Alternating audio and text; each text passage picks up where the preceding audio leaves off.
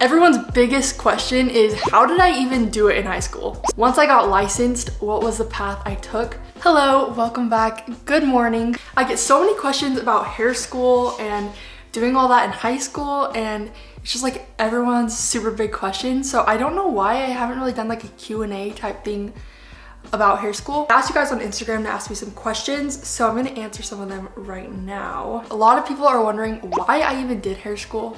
So I have an answer for you. Growing up, my mom was a cosmetologist. She did hair from home. So I would literally sometimes just sit in the salon and watch her do hair, and I loved watching that. Growing up, tried to do fun hairstyles on myself. Really, I just like loved everything about hair, and growing up watching my mom do it, I knew it was something that I wanted to do. So I went to cosmetology school, and that's kind of like how I first got interested in it and wanted to start it. Next question, how long did it take me? So it took me about 2 full years. I had to go to summer school, and that was rough. I had to wake up, I had to be at school around like 6 or something crazy. I don't know. I just remember I had to leave my house at like 5:30 because I lived pretty far from my hair school. Everyone's biggest question is, how did I even do it in high school? So I did cosmetology school because my school had a tech program. My actual high school had a tech program, but you couldn't get your hair license through it. So I had to go through another school district's tech program, and somehow they accepted me, and I don't even know how that works, because I didn't even know you could go to a different school district's tech program, but it worked out. My counselor like helped me figure it out. I went to Canyons Tech Center. I loved it. Let me tell you guys how my schedule in high school was for like regular school and hair school and all of that.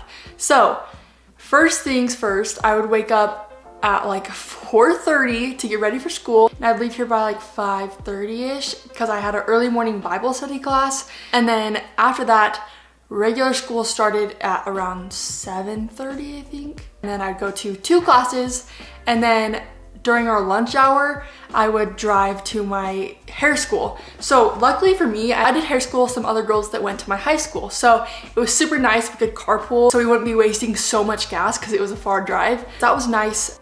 We would have to be eating our lunch in the car on the way. Once we got to school, we had to change into our dress code clothes.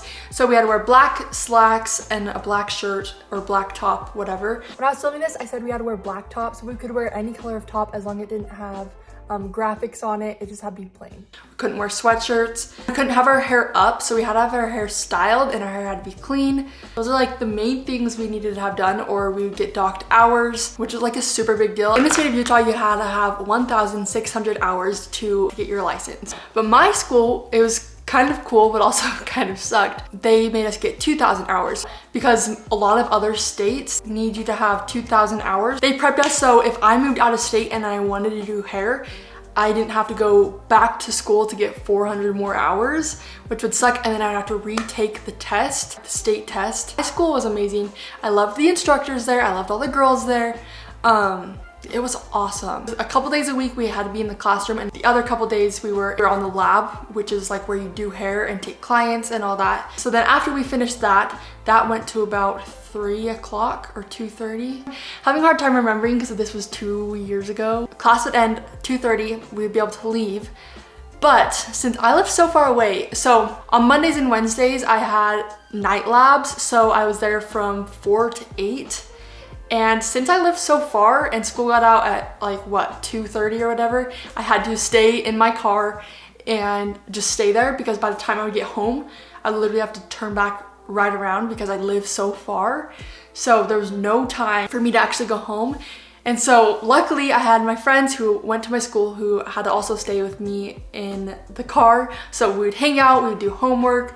Sometimes we'd go get dinner before, just because we'd be starving when we got home. I liked having a little break in. It was just fun to be with friends. Some days I was literally gone from 5:30 till 8:30, 8:45, depending on what time I got out of night labs. So that was crazy. And then I also had to do summers. So I did the summer before my junior year and the summer before my senior year. So that was a little rough. I had to leave my house at like 5:30 or something, or 6. I can't remember. It was early in the morning on our summer break.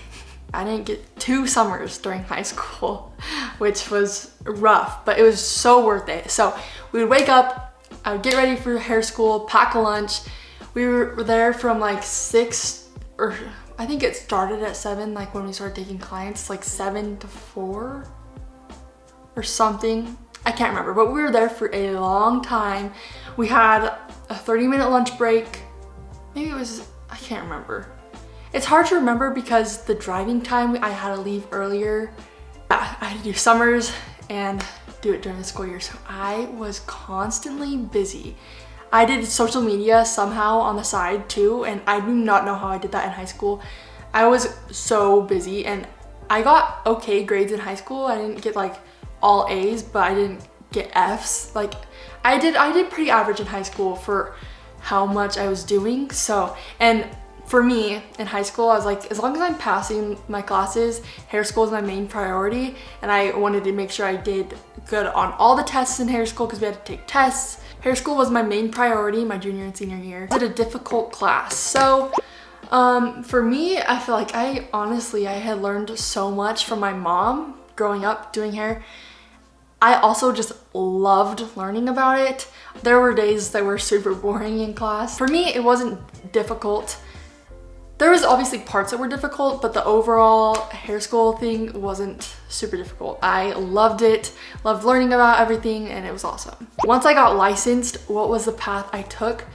Once I finished cosmetology school and I passed the test, I went and worked at a salon. It was a booth rent salon, so meaning I had to pay for my chair. I just had to create my own clientele. You guys actually came to me and got your hair done by me. It was so fun. The salon I worked at also took walk-ins, which is sometimes rare for booth rent. So that was awesome for me. I loved it. I loved the owner of the salon that I worked at, the stylist at the salon I worked at. Everything about it was awesome. But for me right now, I love doing social media. Like, love it more than anything.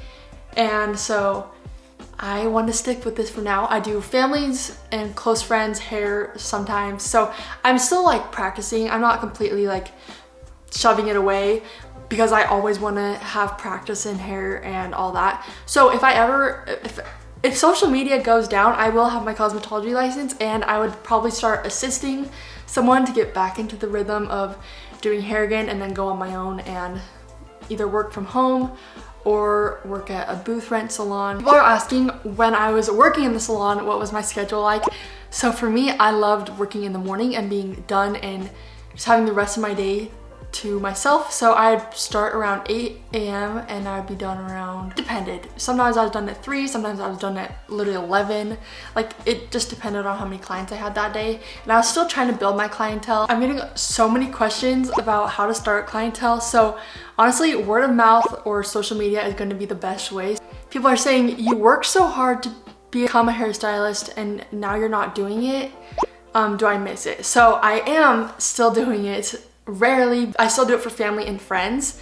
So I have not completely dropped hair. Like I still love hair, but social media, I'm definitely putting all my time and effort into right now. Hair is always going to be my backup, always going to be my cushion if YouTube does not work out, which I'm so grateful for. Also, just having that skill is amazing. A lot of questions about how much hair school was. So it was significantly cheaper. I can't even remember exactly the amount. It was like hardly anything compared to regular hair school. So if you have the chance, go to a tech center if you have a tech center near you or for your school or whatever. I'm editing this and I wanted to look up the price of my school and then a regular hair school that's not a tech center. So my school was $5 grand and I just looked up Paul Mitchell and it was $22,000. So the tech school did save me a whole ton of money, but really I got such a good deal doing it in tech school. So if you guys are interested, I would talk to a counselor in your school if you are in high school and try to go to a tech school if that's a possibility.